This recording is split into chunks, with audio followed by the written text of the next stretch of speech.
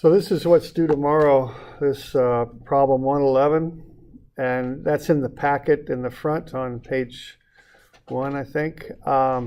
It's also, I handed this thing out. Okay, so we got a person throwing a ball over the wall. They'll release the ball 1.7 meters above the ground. What velocity should they throw the ball so it'll go over the wall? How long will it take to hit the ground? So those are the two things we want to know about this, okay?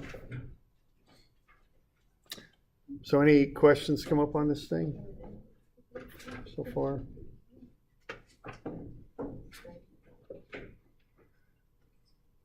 All right. This is, so what do you got going on with this? So what's up with this is you've got constant acceleration, okay? So that's you want to recognize that.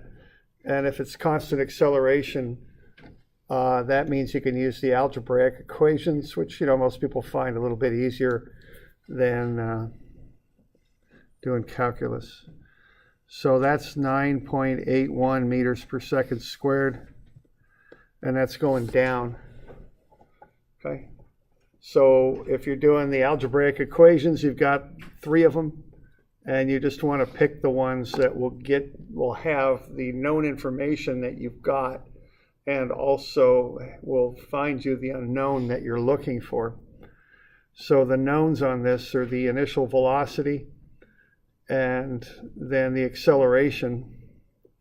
You could also figure out a couple other things about this. This is really similar to what we did in class. So, it's quite the same. I think that VB is 0. Now, one thing to remember here when you work through this is you do not want to set VC equal to 0. That's not the way to solve that.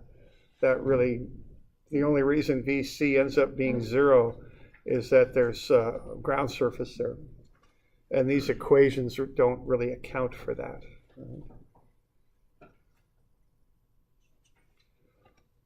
Are there any questions on this one? I'm doing all right.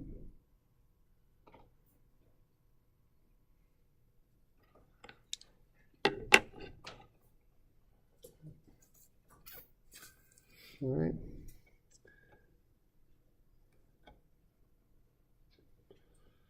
All right, so we good? I mean, we'll just get on with our lives here. First one you solve for B naught, and the first part of it is solve for B naught. Yeah. And the second part is solve for T to get to the MC.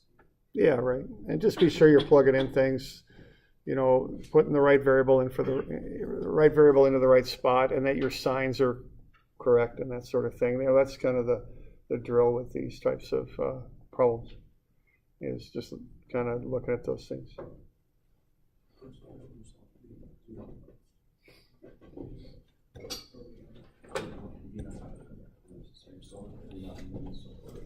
Okay. All right. So an awful lot like what we did yesterday, really. Okay. All right. Well, I guess we'll just kind of move on to the next one here then. Variable acceleration.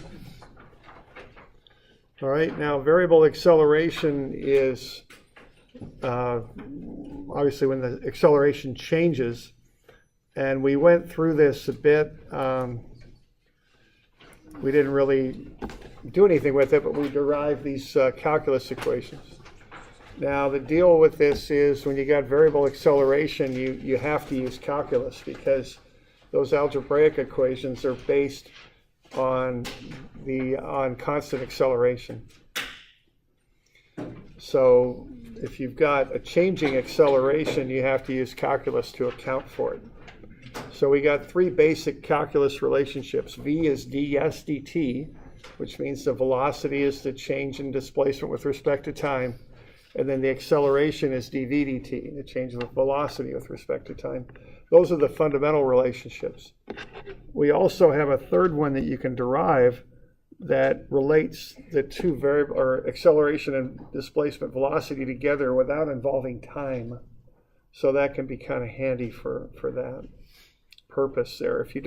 If you're not given information about time, you can often use that lower relationship, okay?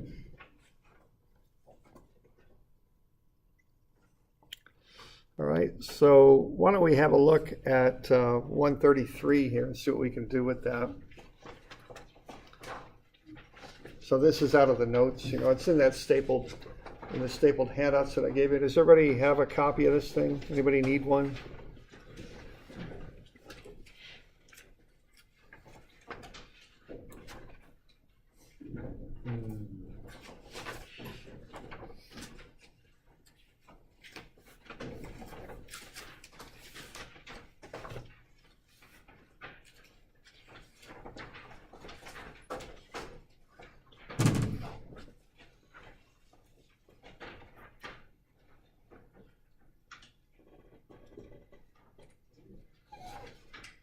Right. So if I'm presented with something like this, the first thing I'm going to do on this is I want to identify, do I got constant acceleration or variable, okay? So what I'm going to do on this is I'm going to look at that velocity equation. I'm going to notice it's a function of time. It's 6t minus 3t squared. So the acceleration there is dv dt. Okay, so what's going on here? I'm given that the velocity is 6t minus 3t squared. So the velocity is a function of time. I noticed that. So I'm going to find the acceleration just by taking a time derivative. Okay, because acceleration is dv dt. V is a function of time, so I can just take a time derivative, and I'll get 6. That's the derivative of 6t.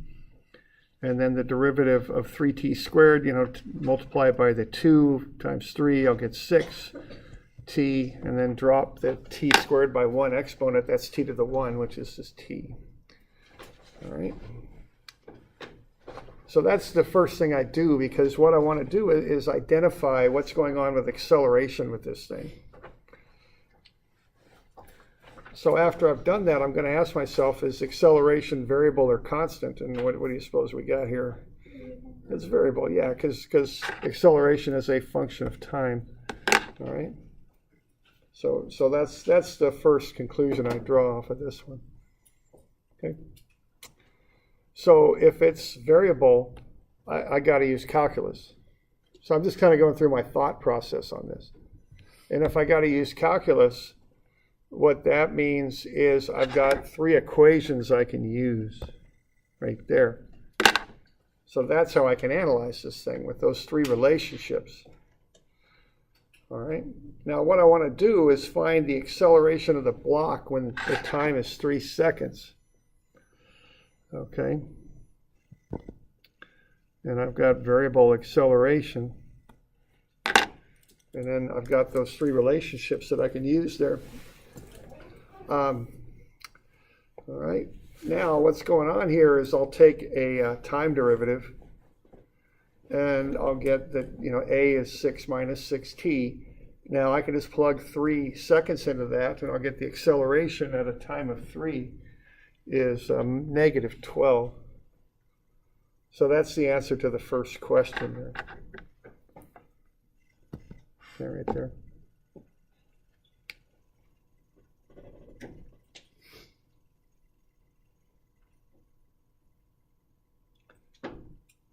So we good with that? The acceleration being negative 12, I just take a time derivative of velocity, and that'll get me to acceleration. I can do that because velocity is a function of time. V equals 6t minus 3t squared. Okay. All right.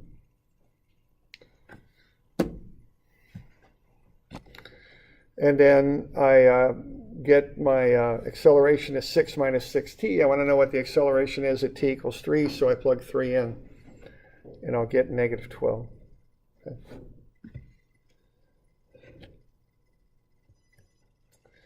All right, so that's the first thing I do. Now the next thing I want to do is find displacement. Now displacement is S, okay? So somehow I've got to get an S involved with this relationship. I also want to find the displacement when the time is 3. So I'm going to want to get S as a function of time. So those are the things that I start thinking about here next. So somehow I've got to relate the displacement to time, okay? Now the way I'm going to do that is I'm going to use the fundamental relationship of velocity. Now what velocity is the change in displacement with respect to time. Okay, so that's velocity. If I plug that in for v, what I can do then is start to relate these things together.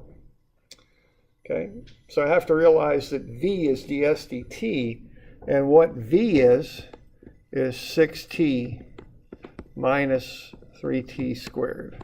Okay. So what that tells me is the change in displacement with respect to the change in time, they're both changing together, is 6t minus 6t squared. Okay? Or excuse me, minus 3t squared.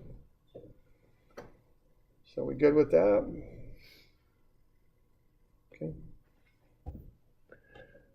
Now the next thing I'm going to do is I'm going to say, well, if the change in displacement divided by the change in time is 6t minus 3t squared, the change in displacement then will be the velocity, which is 6t minus 3t squared, times whatever the change in displacement is.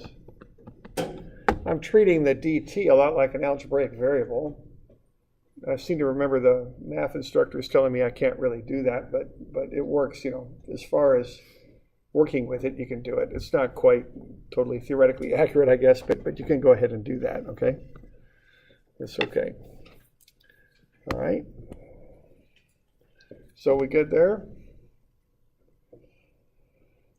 Now these ds's and dt's occur over a given instant, okay? That's how that works. So ds is one little instant, dt is one little instant. They're kind of hard to work with. I have to kind of get through that. So the way I get through that is I add them up over a given interval. As long as I add them up over the same interval, I'll get actual variables that I can work with. I just have to be sure that I'm adding them both up over the same interval so that they'll stay equal to one another. Okay. So what I'm doing here is kind of I guess it's kind of a simple differential equation. What's that now? Did I drop the square? Yeah, okay, thanks. Thanks, right there. Okay. I'm doing kind of a simple differential equation here is what I'm doing.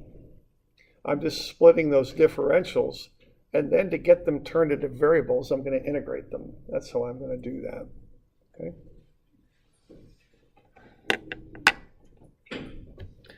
So that gets me down to here.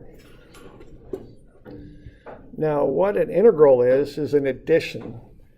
So it's taking those little instantaneous things, the ds and the dt, and it's adding them up sequentially over some interval. Now the important thing is I've got to use the same interval for both sides of the equation, okay? And the way you determine what the interval is you plug limits into the integral. You start and you stop at certain specific locations and times here. So the important thing here is we got to be sure that the limits of integration on either side represent the same interval that we're analyzing this thing over. Okay. So let's see. We're going to start at a time of 0. So I'll put 0 down there. What could we call the displacement when the time is 0? Yeah, I think so. Okay. So what we're going to do, we're going to set a mark right here, and this is s equals 0, and it occurs when the time is 0. So I'm setting that lower limit, the two lower limits equal to one another. Okay, they're both 0. They're both occurring at the same instant. Now, we good with that? Okay. Important thing is those limits got to match, is what they got to do.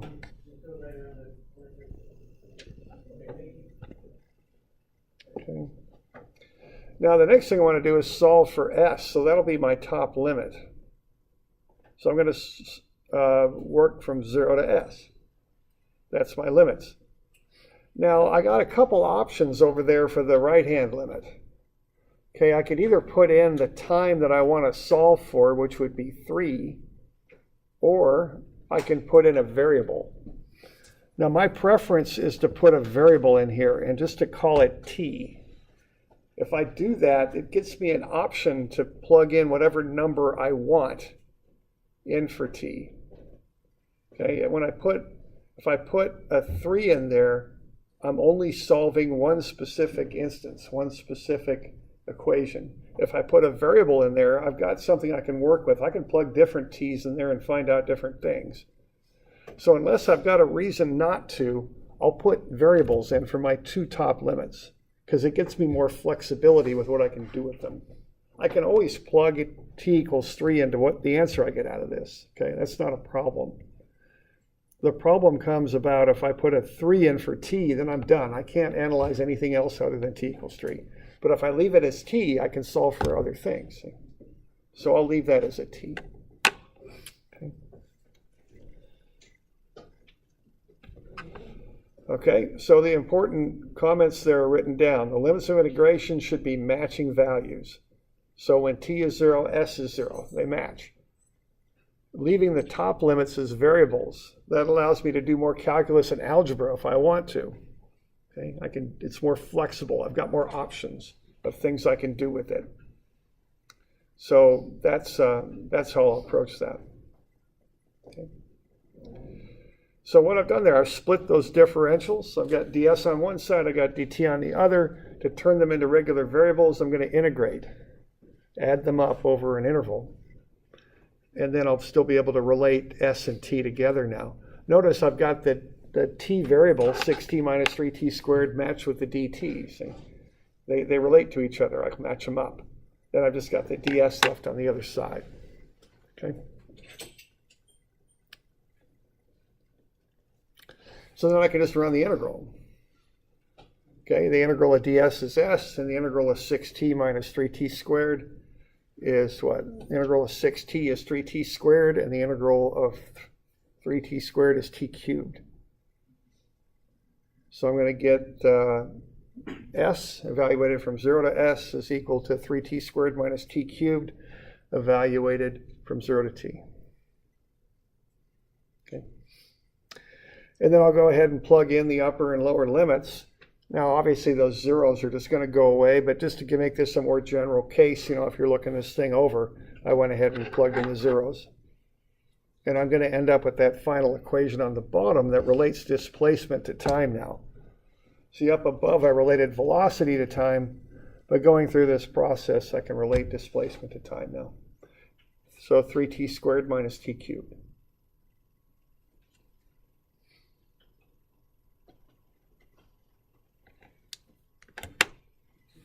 It's okay that your upper limits of integration on different position.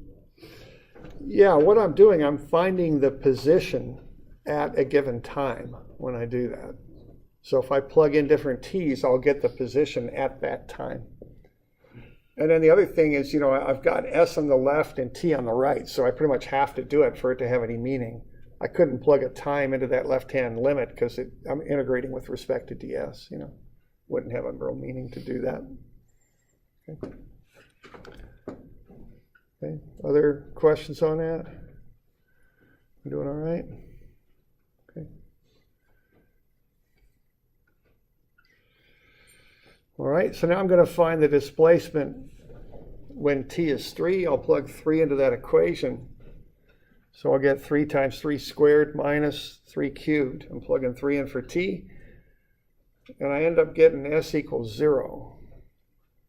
Okay. So apparently I didn't go anywhere. Or I didn't get anywhere, might be a better way to say it. If you think about that, when the time is 3, my displacement is 0. Okay.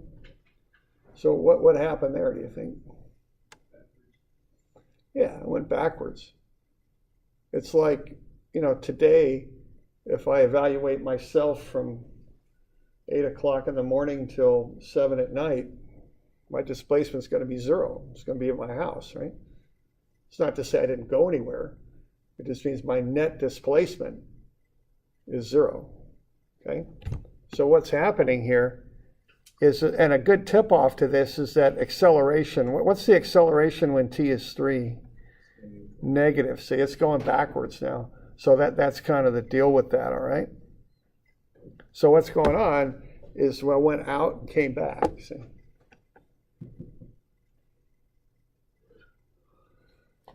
So the displacement at time equals 3 is 0. The distance isn't, though. Okay?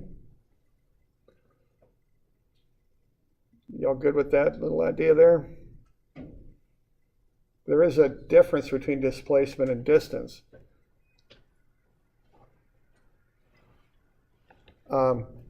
Okay, so we want to figure, now the last thing we want to do here is find the distance the thing traveled. Well, it went out to a point, then it came back. How can we figure out where that point's at?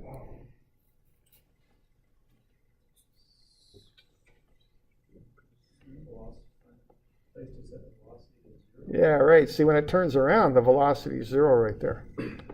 So we can use that, and that'll help us figure out what's going on, see? Okay. So what we got here is we know that v is 6t minus 3t squared. We know the velocity is 0 out there. We can plug 0 in for v, solve for t. Okay.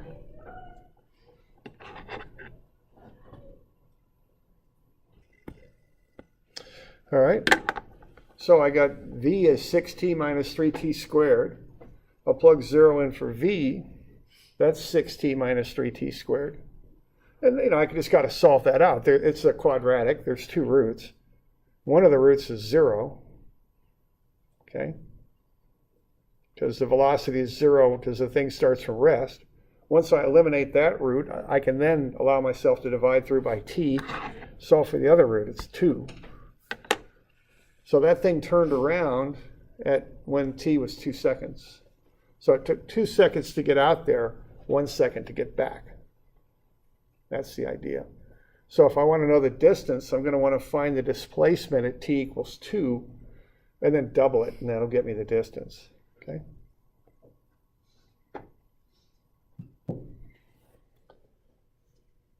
Y'all okay with that little stuff there? A few things going on here. There's a few things that we're working with here.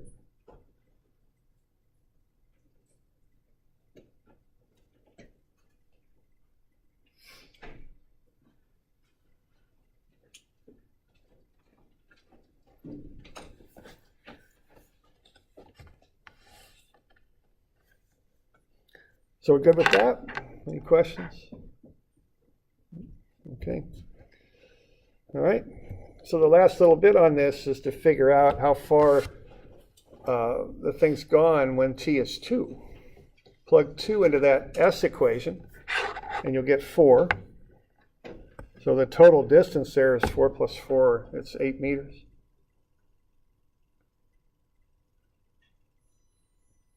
Okay. So it's like going to work and coming back, and going to work in the morning, coming back in the evening. You might have traveled 20 miles, but your displacement from morning to evening is 0 because you start and end at the same place. That's the idea. Okay. And then the other thing I'd mention here is,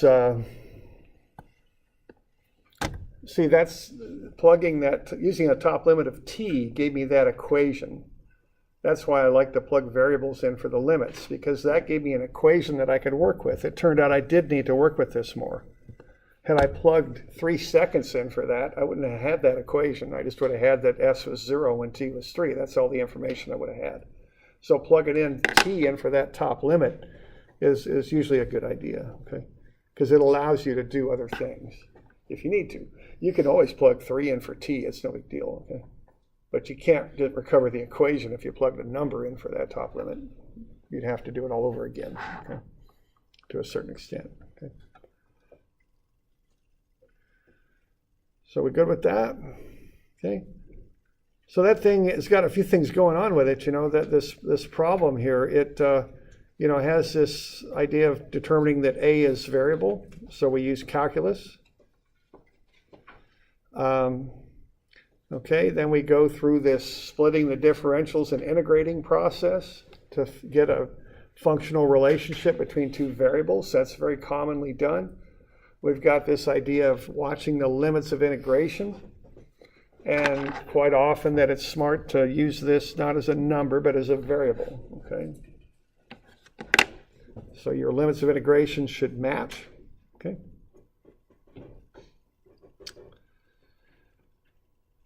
And then this difference between displacement and distance comes up too. Okay.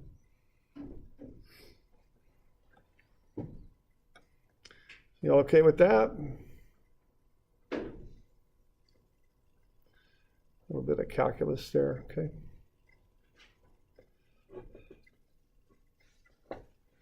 Okay, let's look at another one then, eh? The next one, 136.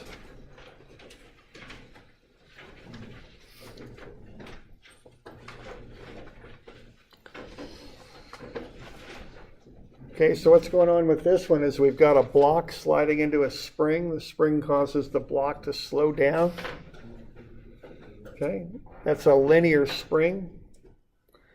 So as the displacement increases on the spring, there's more and more force exerted, and so that means that the acceleration then is a function of the displacement. A is negative 1.2 times whatever the displacement S is. The more compressed that spring gets, the harder it pushes back. Okay. So let's find the speed of the block when S is 0.9 meters and the maximum displacement of the spring. Okay. So do we got constant or variable acceleration on this one? Yeah, looking kind of variable there, isn't it? But this time it varies as a function of displacement, okay? Because we're looking at a spring, okay? So it's variable. So when it's variable, I got three options, and there they are, three equations, okay? To analyze this, the only tools we got are those three things. That's it. Okay.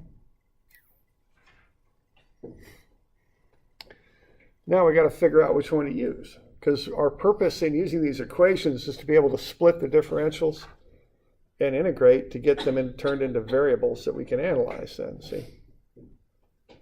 So which one of these equations is the one we're going to use, do you think? To analyze this, we want to find the speed of the block when S is 0.9 meters. So which of those three would be one we could use to help us get that figured out?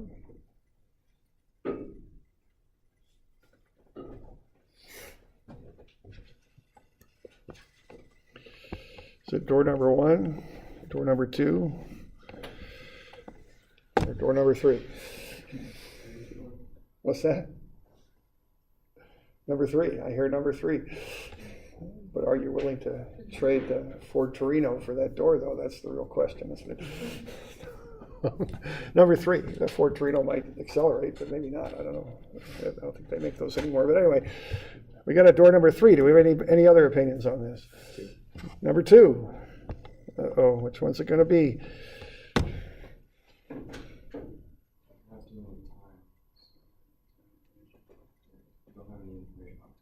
Yeah, I think so. See, what we're doing, we're relating acceleration to displacement. We can't just pop this in for A, because then we're gonna have three variables then. We're gonna have displacement, velocity, and time, and that's just a mess. We can't really work with that. What we gotta do with this is we gotta plug it into this one, number 3, okay? And notice that'll work real nice because we'll have negative 1.2s ds. The variable in the differential got to match for you to do the calculus. You can't take a function of displacement and integrate it with a dt. It just doesn't work. You've got to just integrate that with a ds. See? So the variable and the differential got to match. They got to be the same variable, same thing. So I think we'll go with ADS, okay? So if A is negative 1.2 ds, we're going to use ADS as VdV, and I'll plug in the negative 1.2 s in for A. And that'll just get me something I can integrate right away, see, because I've got an s and a ds, and I can integrate s with respect to ds. I can't integrate s with respect to dt or something like that. It just doesn't work. They don't match. Okay. Now, one nice thing about this equation here is the v and the dv, they're ready to go. I mean, you know, you can integrate that as is. You don't have to do anything to it, okay? Even though you don't know a thing about v just yet, but you will here pretty quick. But, you know, it's just v dv. It's right in the equation. It's ready to go. So I can integrate both sides, okay?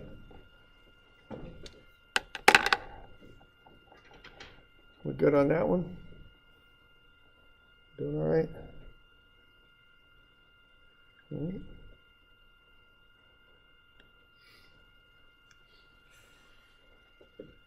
How about limits of integration? What will we put in for the lower limits on that? 0. Okay, we got s is 0.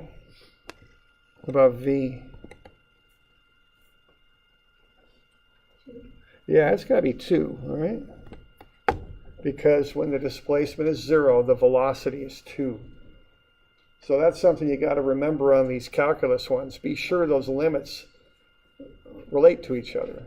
When the displacement is 0, that's s, the velocity is 2. That's given right there. So you can't just do antiderivatives on here. You got to look at what's going on. You know what the velocity is at a given displacement. You have to actually observe that and put that into the relationship. Okay, so you got to be careful with your limits on these things. And then I'll leave the top ones as variables. So I got s and v on the top, because I'll just leave them as variables.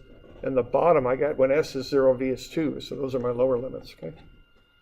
So you want to just keep your eye on that. Okay.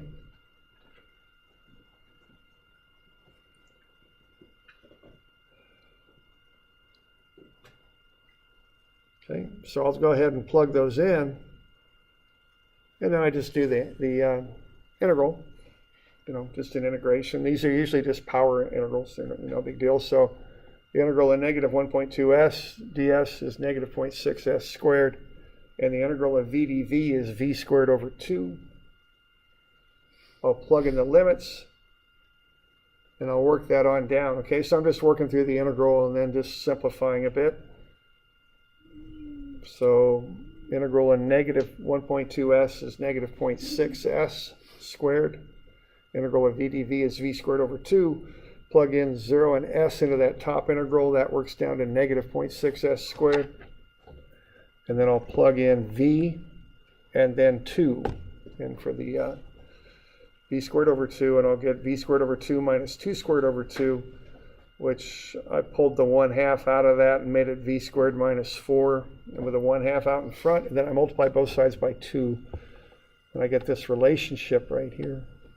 Negative 1.2s squared is v squared minus 4. Okay.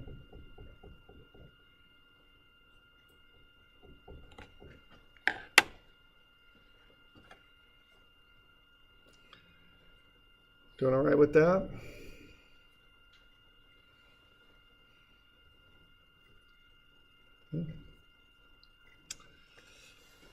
Okay. So I got v squared minus 4 is negative 1.2s squared. So v squared is negative 1.2s squared plus 4. I just brought the 4 to the other side. Plug in s is 0.9. That's what I want to know, the velocity, when the displacement is 0.9. So v squared is negative 1.2 times 0.9 squared plus 4. It's 3.028 for v squared. So v is 1.74 meters per second.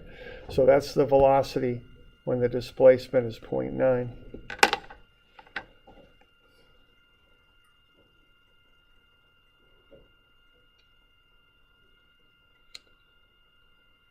Okay.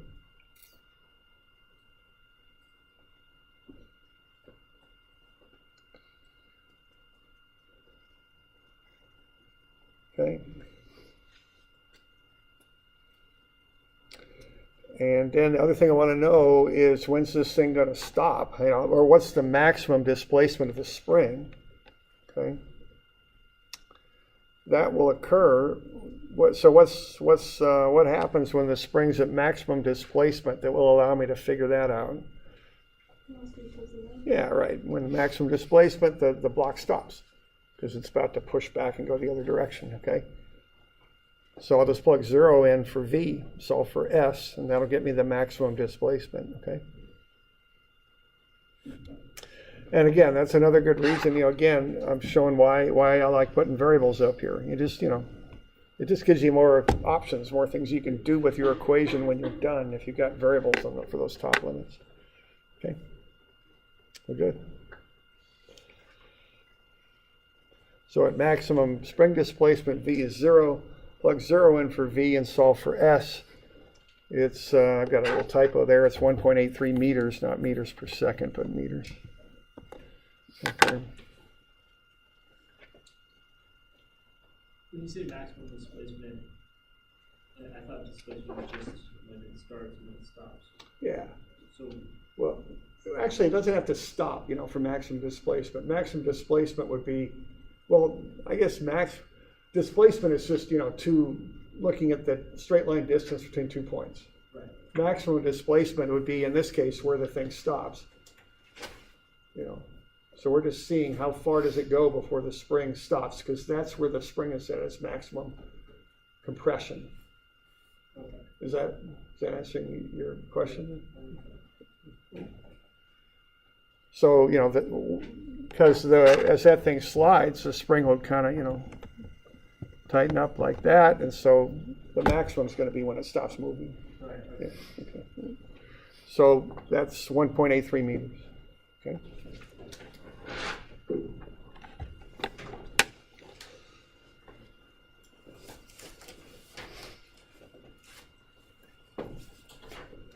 Okay. We doing all right with that? Do we got any questions on that?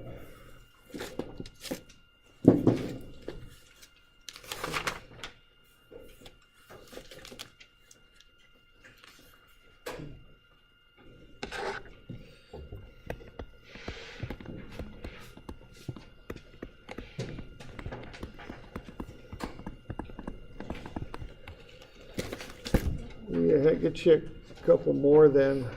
Tuesday. Is that I think it's the 12th Friday, I think. Okay. Okay.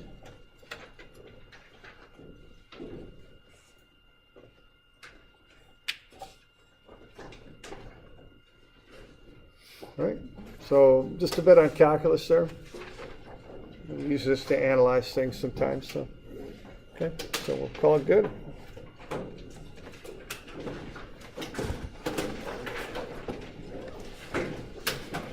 So 111 is due tomorrow. Yeah, 111 is due tomorrow, right? I have a question.